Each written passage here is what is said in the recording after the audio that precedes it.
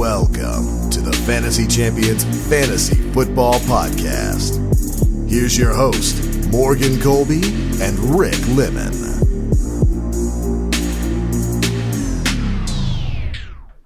Welcome to the Fantasy Champions Fantasy Football Podcast. I hope you had a great New Year's Day.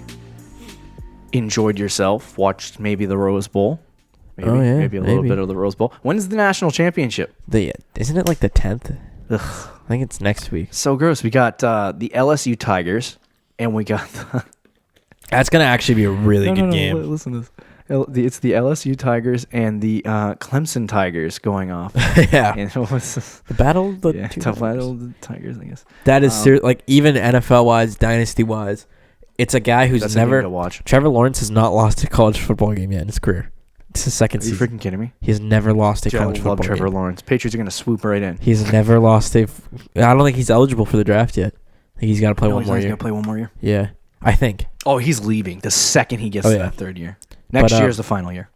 Yeah, it's Trevor Lawrence, who's never lost a college football game, draft versus Joe Burrow, who just threw 7 touchdowns and a half and is having one of the best seasons in college football history for a quarterback. Wow.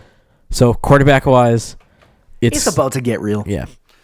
It is Thursday, January 2nd. We are in full midst of our 2 episodes per week. I am returning to my job today, so... This can be fun. Yeah. My name's Morgan. Rick with me. We've been What's talking up? for 5 minutes anyway. So, on this episode, we're going to break down the 2019 fantasy season and give a quick reaction-like recap. Yeah. Do you want to just spend the entire season? We're just going to talk about the 12. Yeah, we'll talk about the top 12. We'll treat it like booms and busts and do all that stuff. There's no news on Thursdays, as a reminder, in case you forgot what we did last offseason. We will do 2 episodes every single week all the way up until August, and then we'll switch to 3. Go right back to 3. Yeah. We have a lot of big stuff coming this offseason. Maybe a draft kit. We're not announcing anything yet, but you might have a Fantasy Champions draft kit this year. Perhaps. Think about it. Before we get into our 2019 season recap, be sure to do the following. Check out our website at thefantasychampions.com. Go over to Twitter and like us on... Wow, I totally blanked out for a second there. Follow us on Twitter at the FFChamps. Follow us on Instagram at the Fantasy Champions. Like us on Facebook at facebook.com/Fantasy Champions. Subscribe wherever you listen. Leave a review and share the podcast with your friends. Wow. I was trying to set the timer for us to actually do a 25-minute show. And I totally blanked out when I was trying to say follow us on Twitter. So anyway... So we're going to go right into our 2019 fantasy football recap. That is going to be this entire episode. We are going to break down these positions more in detail over the next month. And so if you are wondering about a player who finished in the top 24, we'll get to them. We're going to talk this entire offseason is going to be us repeating the same mumbo jumbo over and over again. It's going to be great. But that's fantasy football. This is I have not looked in full detail at the finished rankings. Now we're going to talk about weeks 1 through 16. Yep. Because I don't like week 17 at all. So, but going through this entire thing, we have not fully looked at the top 12 yet. So this will be our instant reaction to this whole scenario. So let's start with the top 12 at the quarterback position. Lamar Jackson finishes number 1. No surprise. Obvious, no surprise. 422 fantasy Ridiculous. points. Last year, we had Patrick Mahomes finish what? I think it was 60 to 70 fantasy points over the person. Yep. I think it was like 70. Yeah, it was. And Lamar Jackson just blew that out of the water with 90 points, and he didn't even play a game. So, wow. Yeah, Lamar was ridiculous. 422, all rushing. Exactly what we thought would happen with Lamar. The difference, he threw 36 touchdowns. Yep. That's going to regress, which is why I probably wouldn't put him on my list to finish in the top 1 next year. He'll probably finish in the top 3, but we'll get to our takes as the offseason goes along. But, yeah, Lamar is the number 1 quarterback in fantasy. It's ridiculous. We have Deshaun Watson finishing number 2. Now, you had an emotional roller coaster with Deshaun all season. He finishes the number 2 quarterback, which is what I think we had him at that spot behind Mahomes. So what list do you have up? I have 'Cause weeks I haven't- 1 through 16. Oh, I have 1 through 17. Okay. Yeah. Okay. Yeah, I know it's going to be a little different. I sometimes like to put the week 17 in there, but I just feel like it's so gross that I don't want to involve it. Yeah, that's fair. I'll only put the weeks that we want you to play. But so Deshaun had 332 fantasy points, averaged 22 a game. And you had pretty good. My thing is with Watts. Even when I traded him in our league. Yeah. And I was kind of done with him, but it wasn't really because he was like awful. It was just inconsistent, and yeah, for the price that he was at, it was not worth it. Right. Which you told me at the time. Yep. And you told everybody at the time. He's still a good player though, and I was surprised he was number 2. I figured he'd be like 4 or like 3 or 4. Yeah. But yeah, no, I mean, good player all season, just inconsistent. He had multiple games where he lost me a week. Oh yeah. Where he'd get like 5 or 6 points. You were like, I'm done with this guy. Yeah. I would rather just Multiple stream times. and get like That's 20 points. That's what I was saying last offseason is exactly that. Like I had 2 seasons ago, I had Andrew Luck before he had his glorious retirement. I hope he comes back this year, by the way. But anyway. He won't, unfortunately. But he had the stretch of games where he was getting 25 points a game, and then he get to the fantasy playoffs, and I had him. Yep. In the first week that I needed him to get the 25 points, he had, I think it was 9. So I was just like, I'd rather stream a quarterback and put the entire situation into my own hands and lose a game knowing that I screwed up than sit there and trust and rely on one player and go, why didn't I start somebody else over this guy when he had a bad matchup? Which you can't do at any other position pretty much except quarterback and defense if you do that. But yeah. So it's amazing. And then like you said, the overpaying of quarterbacks. Like we'll just put a little fake air asterisk next to players in the top 10 this year. Okay. That either weren't drafted or were drafted in rounds 12 to 15. Okay, we can say that with the next guy. Start with Dak Prescott. Number 3 quarterback in fantasy. I unloaded my waiver budget week 1. Yeah, and that was a good call. No one put any more bids on him, and I was like, "You idiot! Why did I even bother?" Week 1 is usually after week 1, unless somebody gets like week 1 is the biggest week. It is. It's the biggest week. It really is. But what I noticed about our league is that, and maybe this is the same thing for your league, is that a lot of people try to conserve the budget. They conserve their budget, but it's not only that; it's the fact that they drafted a quarterback.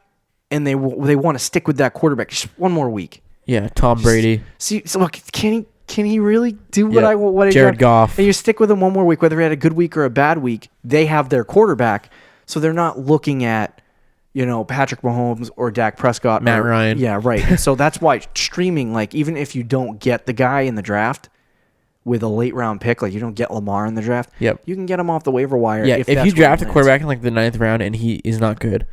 Don't be hesitant and to he just is not good. Not necessarily even cut him, but like just put him on your bench. Like pick up a streamer and start him. Baker Mayfield was somebody's starter for like up to week 4. And it's like after week 1, he would have been on my bench. I wouldn't have cut him.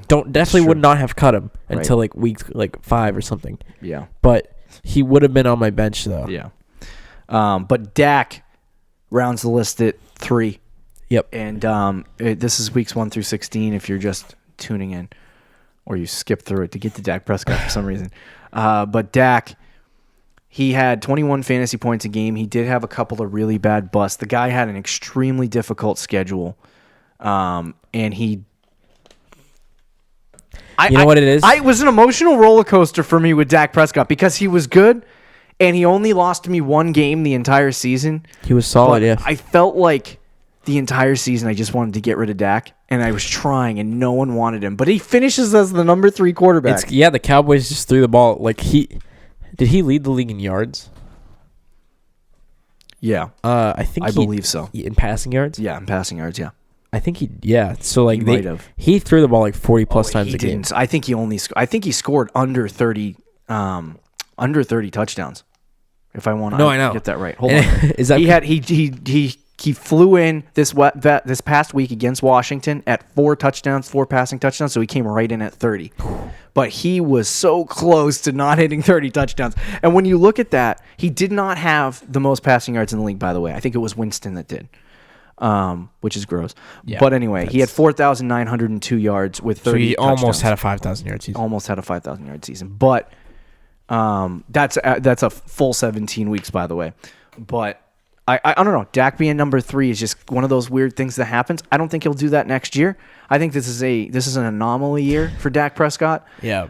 It's great that happened. He'll probably finish top 10 next year, though, especially top 10. Amari Cooper. He always finishes top 10. We talked about him in the offseason. We're like, oh, Dak always finishes the top 10. He's consistent. He was consistent this year. He was just slightly more consistent because the offense was better this year than it's been in the past. Which is funny because they had a worse season. Oh, yeah. Yeah. It's partly better because they were losing in a lot of games that had how many did Dak lead the league in trash time fantasy points? Oh, probably.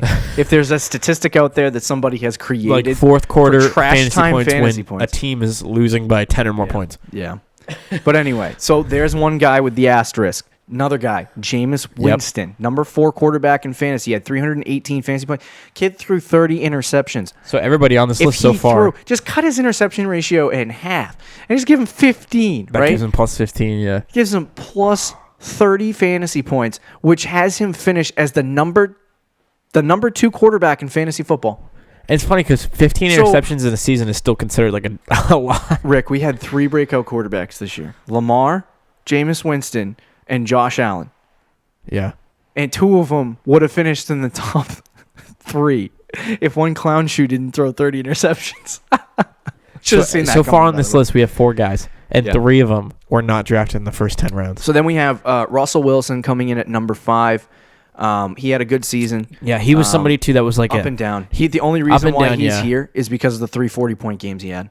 He was down to a lot in the second half of the season. Like I think he was much worse in the second half of the season. Do you want me to pull that up? Yeah, if you could, because I remember at halfway through the season, or like week 9, the talk wasn't just like how good Lamar is and everything. It was like Lamar and Russell Wilson. Yeah, it was like these weeks, 2 guys are like going neck and neck for MVP, and they're going neck and neck for fantasy. Over the second half of the season, from week 9 to 17. Where are you, Russell Wilson? He was the number 14 quarterback in fantasy. Wow. Yeah, see, that's... Yep. He blew chunks. Yeah, hard chunks all over the field. Yeah. But he had a great first half of the season. He burned people, too, because I think there's a lot of people that bought him. And traded for him, yep. And I even, there was a temptation for me after the 40-point weeks that I was like, this guy could be... That's kind of what Russell Wilson has done fantasy-wise, though, for years. Nobody ever drafts him early. Games. Nobody ever drafts him early. Then he has like a really good season, but not a great season. And he's finished in the top 5 before. He's 2 yeah.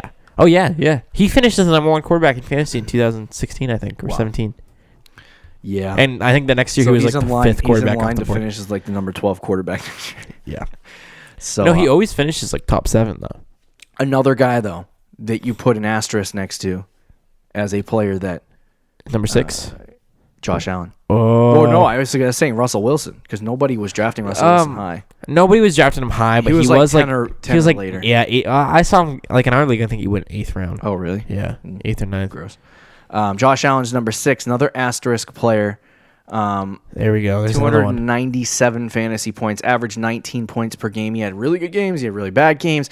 He was up and down. After you get kind of past the top 3 quarterbacks, they lose consistency. Is what I noticed this year. I don't know if that's just a trend this year or I think that's probably just how it is. But if you don't have Josh Allen was honestly, if you don't have one of the top 3, you should just stream quarterbacks. And that's it's gross. Like if you're saying, I have Jameis Winston, he's the number 4 quarterback in fantasy. Technically speaking, you probably should have started him. But if you had Jameis Winston and Josh Allen on your team for all season, you probably were great at the quarterbacks because you could have just rotated each one. I know. So Josh Allen was number 6. Kyler Murray, the rookie quarterback, number 7. His rushing was there. His passing was there. Finishes as a top 10 quarterback. I love very solid for a rookie. Very, very good, actually.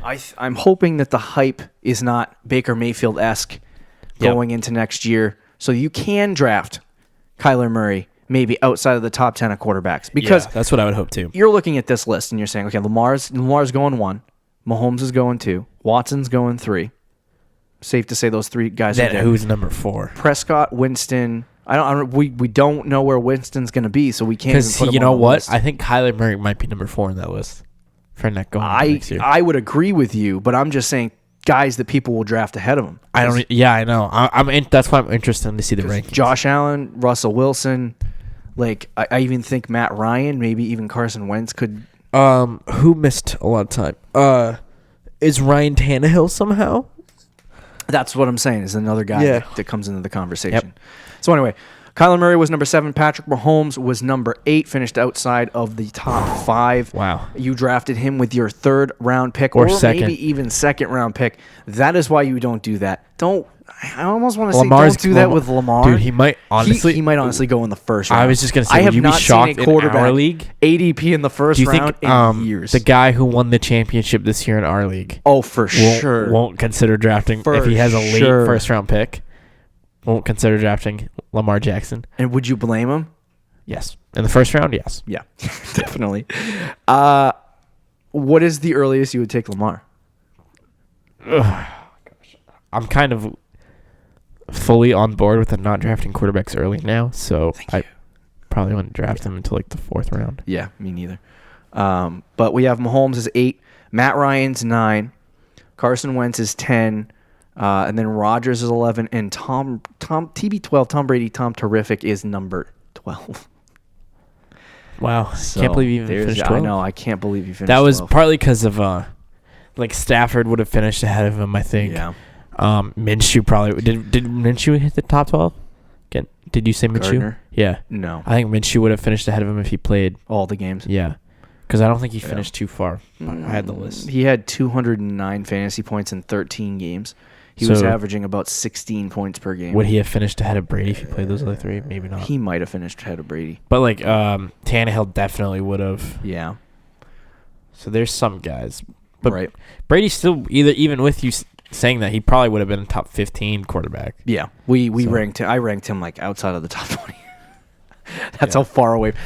Not a good idea to draft old quarterbacks, by the way. You think Fitzpatrick would have caught Brady? He's 25 points in Fitzmagic. Oh yeah, he would have 25 points in a game and a half. Probably. But yeah, so I mean, one of the interesting guys on this list is somebody that was ranked in the top 4, I believe, by us and many other pundits. Aaron Rodgers. Yep. So what is his future value at this point? Because I don't see him. No, I think he's no longer. You can't talk about him anymore as being like a top 3 quarterback in fantasy. Yeah. Let's move on to running backs because we got to move on. So CMC, Christian McCaffrey, 393 fantasy points. Quarterback-like numbers there for 26.3 points a game. 393. Sheesh, man. I had standard on, and I was like, we didn't have that many. And then I just put it to half PPR, and wow. Yeah, half PPR, PPR and half PPR, he had more than 100 points next to the next guy. Yeah, 120. Oh my goodness points gracious! Next to the next guy. Aaron Jones finishes the number 2 running back in fantasy. 275 fantasy points. That was very much a surprise to me. I had that on my team, and he did have some. I actually looked it up because I wanted to see exactly where Aaron Jones, and we'll obviously talk about Aaron Jones a lot this offseason and what we think he actually can do going into next season. But I looked him up, and I wanted to go through weeks 1 through 16 and figure out this first 16 games, how many times he finished as an RB1. He finished as the running back 52 in week 1, the running back 2 in week 2.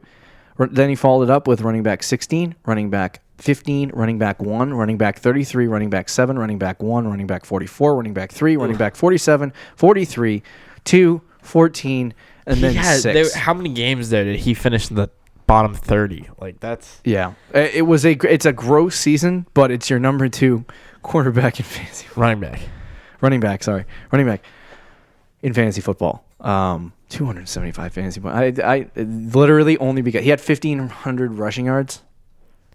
Or not 1,500 rushing yards. He had 1,000 rushing yards and like 500 receiving yards, but he had around 1,500 all-purpose yards. Just to put that in perspective, Todd Gurley last year had 2,100, I believe, or between 19 and 2,100 yards. So all of Aaron Jones's fantasy numbers were due to the fact that he got into the red zone an insane amount, and they gave it to him, and he scored 19 touchdowns. Dalvin Cook, Finishes as the number 3 running back in fantasy. Probably would have been number 2 if he played the whole season. Yeah, probably would have been number 2 if he played the whole season. Zeke just consistently finishing at a ridiculous number 4 every season. I know, right? Kill me now. He played all 16 games this year. He was very good. He had 258 very fantasy consistent. points. Very consistent. Never had a 30-point game. Yeah. Yikes. Disappointing. Dude, number 5 on this list. Austin Eckler. This is just so you guys know, this is a down year for running backs. Very down year. It is, yeah. If you go back to 2018, like some of the guys finishing in the top 5 right now don't even finish in the top 10. It's funny, Eckler, like, this is probably because when Melvin Gordon was out, he was a beast because he was getting carries and in the receiving game. But when Melvin Gordon left, he was still getting like 11 to like 20 points a week, but he wasn't getting any carry. He did that all with getting like, you know how when Melvin Gordon came back, he only had one game where he had more than 10 carries. Ugh. You know how many receptions Austin Eckler finished with on the season? He had 92 catches. Oh my word. 92 catches. That'll do it in half PPR. 8 receiving touchdowns. I'll do it in PPR and half PPR. Yeah. Ooh. Yeah. That's why he finished this high. If Melvin Gordon leaves LA, he's gonna be a beast. I'm very excited about Austin Eckler. What if he doesn't? I don't know. Would you consider both? Like, is this like the next chart? I don't Saints? think so. No, you don't think so. I don't think so. Okay, I think in a full season, Melvin Gordon does. Just would take a, but in PPR settings, I think Austin Eckler could be like a top 10 running back. Could he get 90 catches again? Like, no. Well, no.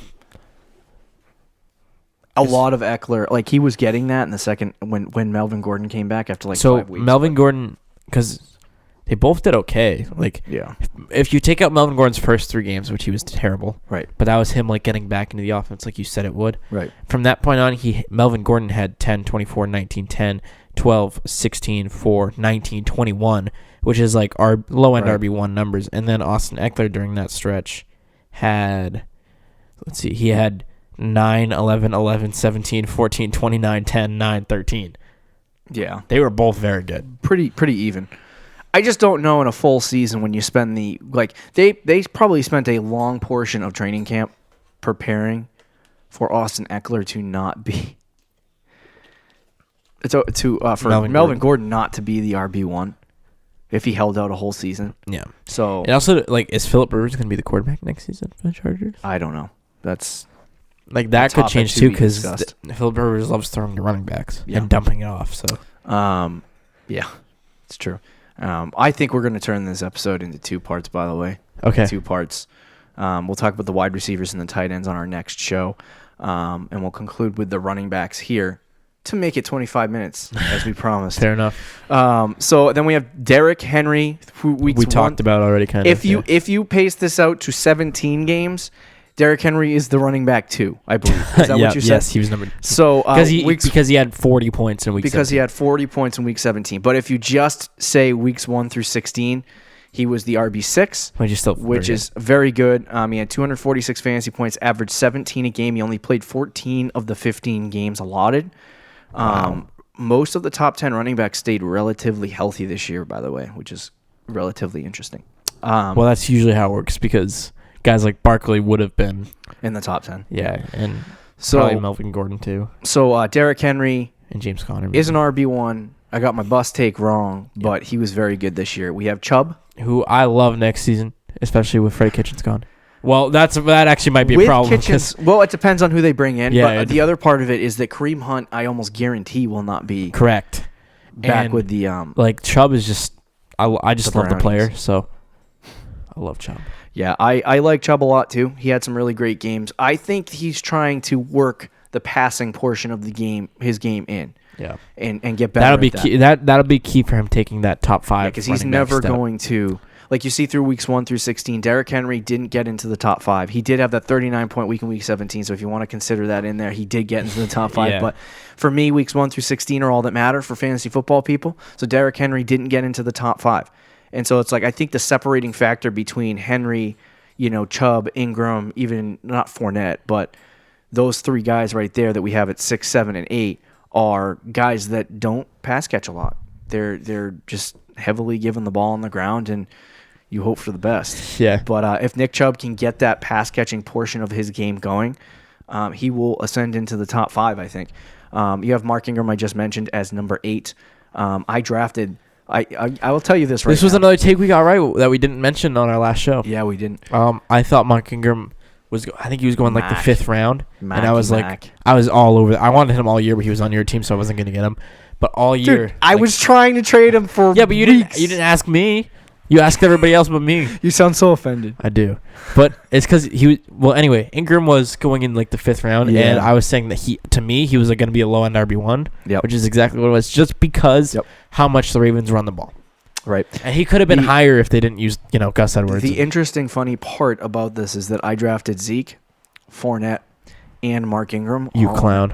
And I traded Ingram, and, I feel like an idiot. I traded early in the season. I traded Ingram because I thought Ingram was going to have these 3 really great weeks. And then after those 3 weeks, he was going to go to like this guy who got 8 points a game. Which he kind of did a little bit. He kind of did a little bit. But I was so nervous about those games coming when he got the harder matchups. Because he had like 2 matchups in a row. That I was like, holy crap, I got to trade this guy. So I traded him and Kenny Galladay for Juju Smith-Schuster. I feel like an idiot. A total clown. It was like after the first 3 weeks of the year, so it was justifiable almost. But anyway. Leonard Fournette finished as the number 9 running back with 221 fantasy points. His biggest problem, not getting into the red zone. Getting into the red zone and not scoring. Yes. So hopefully next year. That could change. But he was healthy for a full season, so maybe this changes the outlook on Leonard Fournette going forward. And then Chris Carson had a fantastic early portion of the season and kind of fell off. But then he kind of came back on right before he got injured too, because he had like a 20-point game. So he was also one of those. Picks. He's like a perfect RB2 for your team, even though he finished as an RB1. Once we finish 11 and 12, I do want to go through the possible third and fourth round picks and just see how many made it into this list. But Saquon Barkley he played 12 games and he finished in the top 12. And you know what's funny? Anyway, he was having considered a down year too. Yeah. So Saquon Barkley is probably machine. my number 2 running back in fantasy. He might be number 1. Well, I know it'd be nuts, but if Josh McDaniels is the head coach of the Carolina Panthers, Christian McCaffrey will be like the number 7 running back next year. He's gonna use multiple running backs. Yeah, guaranteed. Maybe. I do want to see what happens this offseason in Carolina and how that works out, but we'll see. I'm not making any predictions on McCaffrey until I know the state of their roster. Yes. And then you had Todd Gurley, who finished as an RB1. Finished? Hey, look at that. I wasn't all wrong. Yes, even he though was bad early in the season. Yeah, I'll say that. he finished good though. I think the Rams realized later in the season we have to give the ball to Todd 25 Gurley. minutes. Yeah. We have to give the ball to Todd Gurley more, and that's what ended up happening. We'll have to see what happens next year to see how they work Todd Gurley into that offense, and if he gets 20 touches early in the season. But he made it 14 out of the 15 games. Yeah. So there's the knee injury for you, you clowns. He was garbage, but I think he was garbage because the Rams' offense was garbage, not because Todd Gurley. Yep. And their offensive line wasn't great. But anyway, so like I said, I wanted to go through this list, and 3rd round pick Aaron Jones, number 2. Do you wanna put Dalvin Cook in this conversation as a 2nd round pick? Yeah, he was a 2nd round pick. Yeah. All right, whatever. Eckler was not even in the top 3rd or 4th round, so he was there. Derrick Henry 3rd or 4th round. Yep, he was there. Nick Chubb was late 2nd. 2nd, yeah. So we won't put him on this list, but he actually went first in our draft, first round. Oh, really? Yeah, Nick Chubb was a 1st round pick. Ingram was 4th round. Fournette was 4th round. Yep. Carson was 4th. We knew that was a rich. The 3rd and 4th round were going to be rich with running backs. So it was like 6 out of the top 12, 7 out of the top 12 went in the 3rd. So that's absolutely insane. But that'll do it for this episode. Do you have any final? And Josh Jacobs, who would have finished in the top 12 probably if he didn't get hurt. Oh yeah, that's right. You could probably throw him in there, dude. You just Alvin throwing running backs out there. My last thought: Alvin Kamara finished number 13. Kamara didn't even make the top 12. Yeah. And you know what's funny about that? He missed what did he miss? Like 3 games? Yeah. So. I think so. Well, yeah. So I guess that's not really. Yeah. It's not his fault, but he did have a down 2 season. games. He did have a down season. Yeah. Even if he played those 2 games, he probably would have finished like 7 or 8.